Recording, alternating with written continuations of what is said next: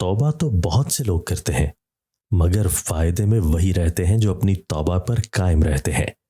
لالچ سے انسان بہت سی پریشانیوں میں گھر جاتا ہے۔ پریشانیوں کو اپنے سے دور رکھنا چاہتے ہو تو لالچ کبھی نہ کرو۔ جو چیز مقدر میں ہے وہ ضرور ملے گی۔ لالچ اور بے صبری کا کچھ فائدہ نہیں ہوتا۔ مسلمانوں کے مابین تفرقہ پیدا نہ کرو، اس سے اللہ تعالیٰ کی ناراضگی حاصل ہوتی ہے۔ دستی کام کاج سے جو راحت و مسرت ملتی ہے وہ دوسروں کی مہیا کردہ آسائشوں سے حد درجہ بہتر ہے۔ فرائض و واجبات سے غفلت آخرت میں خسارے کا باعث ہے۔ آنسو بہانے سے دل کا بوجھ ہلکا ہو جاتا ہے، اور دل کی یہ راحت اور ہلکا پن کا فرض ہے کہ وہ اس کمزوری سے اپنا دامن چھڑائیں۔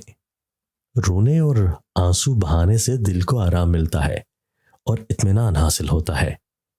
گریہ بقائے دل کے لیے امن و راحت کا باعث ہے۔ کیا آپ جانتے ہیں کہ جس سے محبت اور دلی لگاؤ ہو اس سے ڈرا نہیں جاتا؟ کیا آپ اپنے کسی دوست کو یاد کر کے روتے ہیں یا خوش ہوتے ہیں؟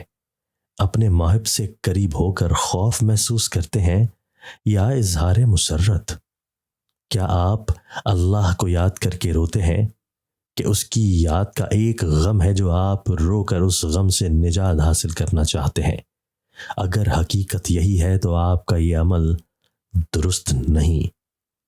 آپ کو زندگی میں یہ نکتہ کبھی نہیں بھولنا چاہیے کہ رونے اور آنسو بہانے سے غم اور دکھ کم ہو جاتا ہے۔ اللہ تعالیٰ کی یاد کا بوجھ تو ہر وقت دل میں ہونا چاہیے، نہ کہ اسے آنسوؤں کے رستے سے دل سے نکال دینا چاہیے۔ بچہ جیسی حرکتیں دوسروں کو کرتا دیکھتا ہے اس کی نقل اتارنی شروع کر دیتا ہے۔ اس لیے بچے کے سامنے اچھی حرکتیں کریں تاکہ وہ اچھا بن سکے۔ بچوں کی موجودگی میں باہم بے تکلفی کا مظاہرہ نہ کرو، کیونکہ بچے کا ذہن آئینے کی طرح صاف ہوتا ہے۔ عبادت صرف عابد کی ذات کو فائدہ پہنچاتی ہے، لیکن خدمت خلق ایسی چیز ہے جس سے سب مطمئن ہوتے ہیں، اور یہ ایسی نیکی ہے جو اپنی ذات کی حدود سے نکل کر دوسروں تک پھیل جاتی ہے۔ عورت کی دونوں آنکھوں کے درمیان پیشانی پر درد اٹھے تو سمجھ جاؤ اس کی کبھی اولاد نہیں ہوگی۔ آخرت کی نعمتیں دنیا کی نعمتوں سے ہزاروں گنا زیادہ ہیں۔ آخرت کو دنیا پر بہرحال ترجیح حاصل ہے۔